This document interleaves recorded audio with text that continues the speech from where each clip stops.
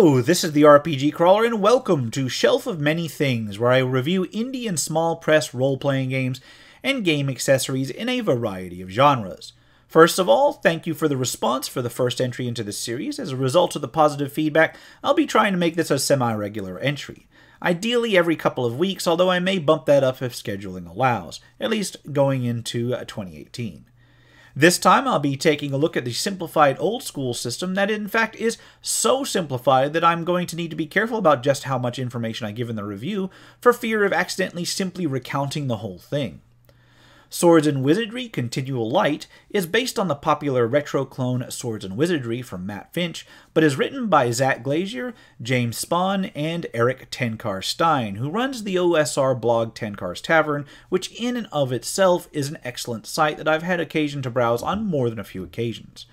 Swords and Wizardry Continual Light is available as a PDF and a print copy, although this review will only cover the PDF, as I personally found that the price for the print copy, considering how brief the rules are, it was a little bit too steep for my taste. Still, it's not that steep at just $7 United States, and people who really enjoy the hard copies of games that they play will probably find it useful. The PDF is only $2.50 by comparison, at least as of this recording. What you get is tightly written content interspersed with occasional minimal black and white line art with an interesting full-color cover. Still, the rules themselves are only 24 pages long, which isn't surprising when you consider the pedigree. The original Swords and Wizardry is a polished version of the original white box D&D rules with some modifications, which I will certainly have to review properly in the future. There are actually several versions of the original Swords and Wizardry rules available from Frog God Games, from white box to core to complete. And as streamlined and as basic as those rules are, Continual Light seems to render the rules down even further, to the most basic that you can get in an RPG system, while still being somewhat compatible with old school adventures in this particular genre.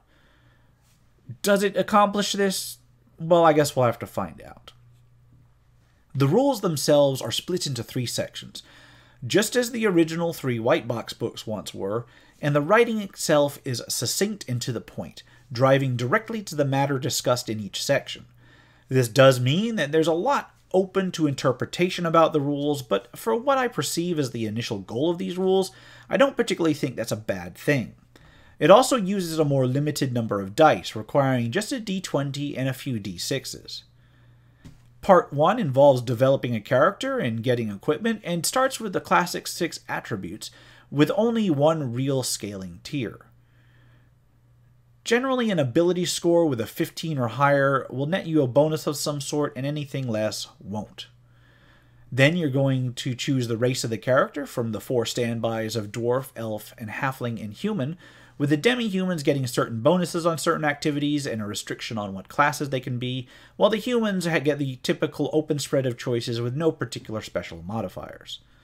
Basic classes are the standard 4 of Fighter, Cleric, Magic User, and Thief, although for the most part classes are even more simplified than the original white box, and each are limited to only 7 levels.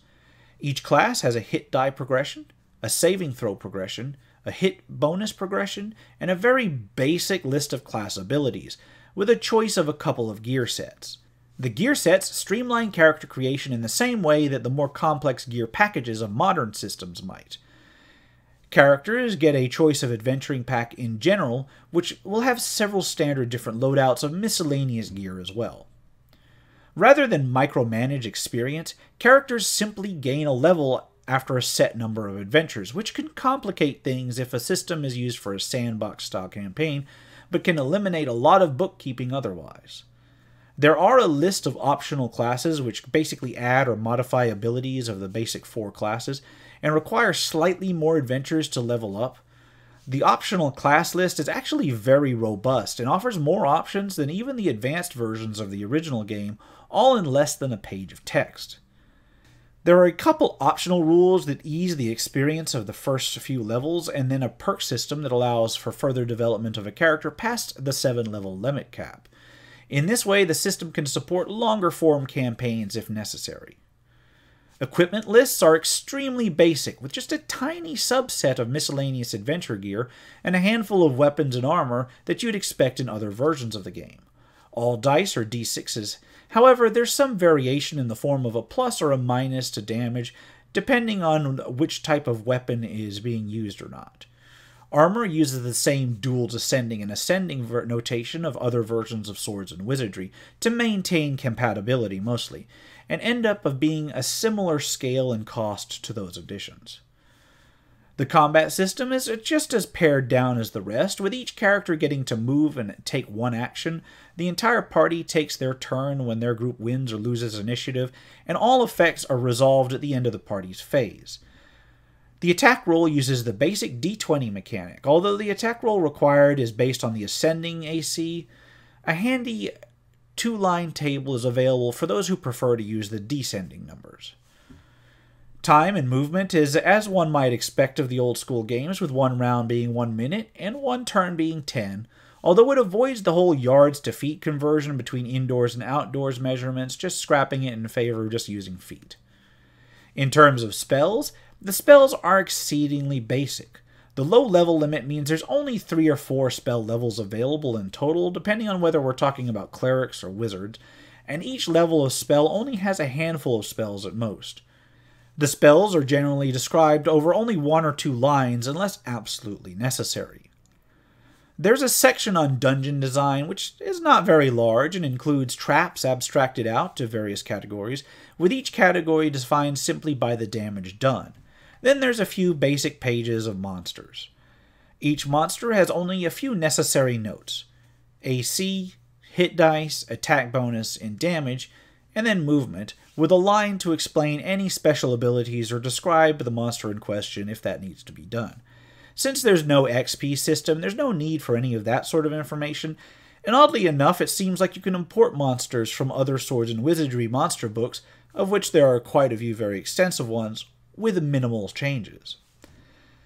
Treasure and magical awards are based not on creature type, but on monster hit dice, although there's of course some GM discretion on what form the treasure takes. There's only a tiny list of magical items core to the game, although I imagine most Swords and Wizardry items could be converted with minimal effort. Finally, there's a glossary and a brief section on converting from various other Swords and Wizardry sources. So how does the game stack up? Well, on its own, it is a low-powered version of the Swords and Wizardry system that is closer to Swords and Wizardry Core than Swords and Wizardry Complete, at least mathematically. The high degree of basic compatibility means that you can use a fair number of already published material with this rule set, with minor modification that can largely be done on the fly. Character creation is extremely swift, and in fact faster than the original white box game was, thanks to the predetermined gear packages and the lack of much in the way of special case rules.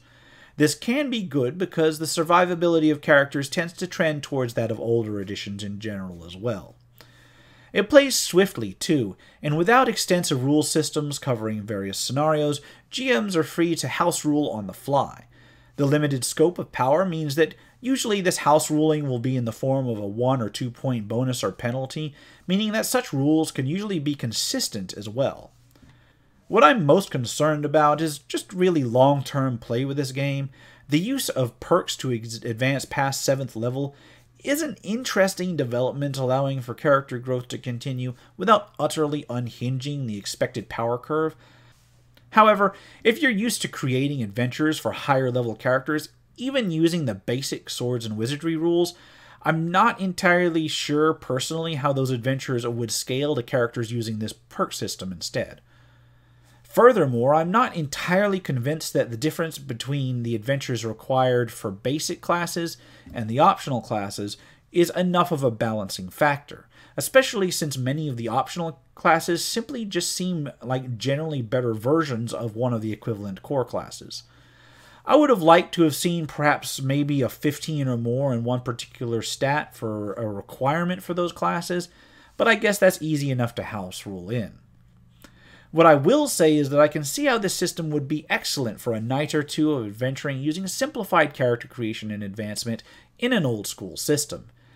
It does low-level, low-power gaming very well and very elegantly, and in truth a lot of the games it's based on were generally best balanced at those low levels anyway, so the lack of high-end scaling really isn't as much of a drawback as it may seem.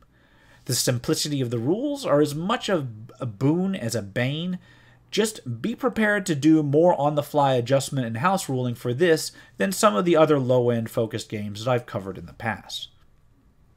If you're looking for a relatively short-term, rules-light system for basic dungeon crawling without any of the excess campaigning baggage, this does that very well, especially if your group is already one that leans towards older editions anyway rather than the newer ones.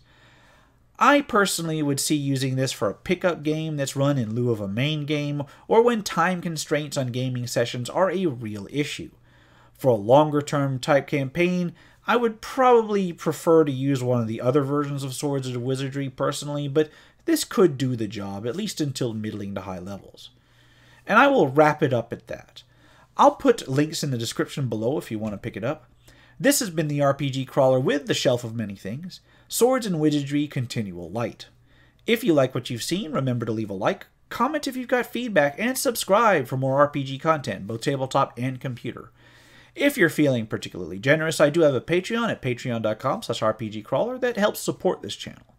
Until next time, take care and goodbye.